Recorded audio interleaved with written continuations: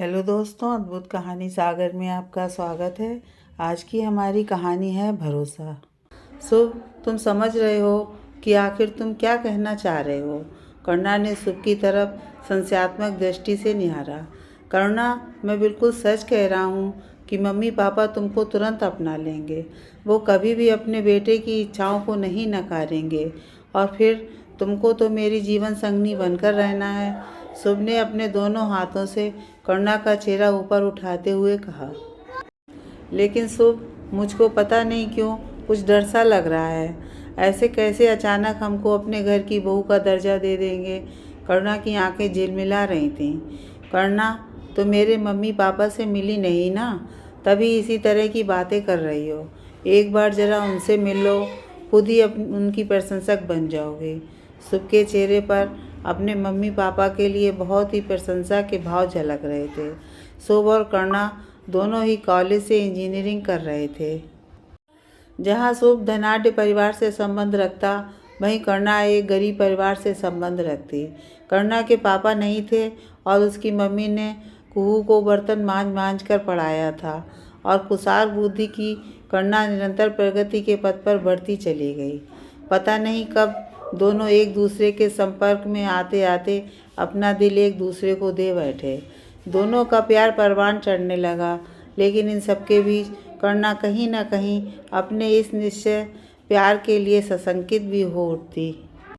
शुभ, मुझको डर लगता है कि कहीं तुम्हारे मम्मी पापा मुझको नकार ना दें, क्योंकि मैं बहुत ही गरीब परिवार की लड़की हूँ। करुणा को हमेशा इस बात का डर सताता रहता और शुभ हमेशा उसको बड़े प्यार से समझा देता। करुणा, मेरे मम्मी पापा इस दुनिया के बहुत ही खूबसूरत इंसान हैं। जब उनसे मिलोगी तभी उनके बारे में जान पाओगी। करुणा, कोई पैसों से अमीर गरीब नहीं होता, व्यक्ति स्वभाव और संस्कारों से अमीर गरीब होता है। क्योंकि कहा भी गया है कि पैसा तो हाथ का मैल होता है।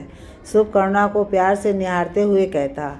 इत्तेफाक से कुछ ऐसा समय पड़ा कि करुणा की मम्मी की बहुत ज़्यादा तबीयत खराब हो गई और करुणा के साथ साथ शुभ भी उनके पास पहुंच गया। करुणा बेटा, भगवान सिर्फ मुझको इतना समय दे देता कि मैं कम से कम तुमको किसी सुरक्षित हाथों में तो सौंप देती। करुणा की मम्मी कलावती ने विवशता के साथ होठों को चबाते हुए टूटी फूटी आवाज़ में कहा। आंटी, मैं आज और इसी समय करुणा का हाथ थामता हूँ। शुभ ने उनके सामने ही करुणा की मांग भर दी और जैसे ही शुभ ने करुणा की मांग भरी, कलावती ने उन दोनों को बड़े स्नेह से निहार कर एक गहरी सांस लेकर भगवान के धाम को चली गईं। करुणा तो उस समय एकदम से टूट गई, लेकिन संभाला शुभ ने उसको। और शुभ करुणा को अपने घर ले जाना चाहता था, लेकिन करुणा को सचमुच बहुत डर लग रहा था।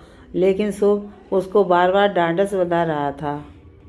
आज शुभ करुणा को अपने घर लेकर जा रहा था और उसने अपने मम्मी पापा को सिर्फ अपने आने की खबर दे दी थी। अरे शुभ बेटा, ये कौन है तुम्हारे साथ?